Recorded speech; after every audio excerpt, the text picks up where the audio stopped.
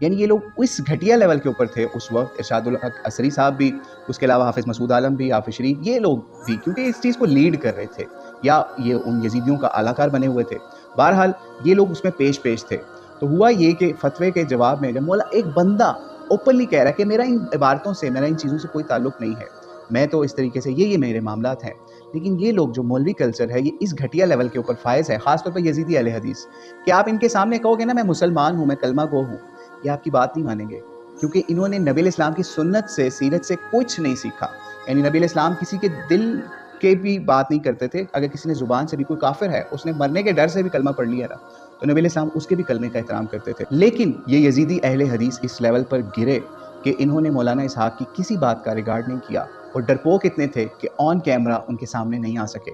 यानी आप खुद सोचें, इससे बड़ा फ्रॉड क्या होगा कि आप आज मुझसे या किसी बंदे से पूछें कि तुम्हारा इस बारे में क्या अक़ीदा है, वो उससे बरात का ऐलान कर दे और कहे कि भाई ऑन कैमरा या रिकॉर्ड पे ये बात कर लेते हैं, मेरा इस तरह का कोई अक़ीदा नहीं है जो आप मेरे पे फतवा लगाने की तैयारी कर रहे हैं, लेकिन फिर भी वो मेरे पे फतवा लगा दें, तो इससे बड़ा कोई फ्रॉड होगा। और ये बात हमने अबू बकर कुदूसी और ये जो तौसीफ़ुर रहमान और दीगर इनके अहले हदीस जो अब भी प्रोपेगेंडा कर रहे हैं, दूसरी तरफ इनके जो बाबे हैं जो इस फतवे का उस वक्त हिस्सा थे, अगर वो मरने से पहले इसके ऊपर एलानिया तौबा करके नहीं मरते, जो उन्होंने फ्रॉड किया था मौलाना इसहाक के साथ, तो हमारी अल्लाह से दुआ है, अल्लाह ताला इनको दुनिया में भी और आखिरत में भी दोनों में ज़लील और रुसवा करे कि जिस तरीके से इन्होंने मौलाना इसहाक के साथ फ्रॉड किया, अल्लाह ताला भी इनके साथ इससे कई गुना बढ़ के इनसे बदला ले, ताकि इनको पता चले कि एक दरवेश सिर्फ इंसान के ऊपर फतवे की क्या हैसियत होती है। बहरहाल मौलाना इसहाक को फिर भी उस फतवे से कोई असर नहीं हुआ। यानी इन 2 दर्जन प्लस मौलवियों की औकात मौलाना इसहाक के इल्म, फ़ज़ल और मर्तबे के सामने ये थी कि उस एक अहले हदीस मसलक की मस्जिद से भी ये मौलाना इसहाक को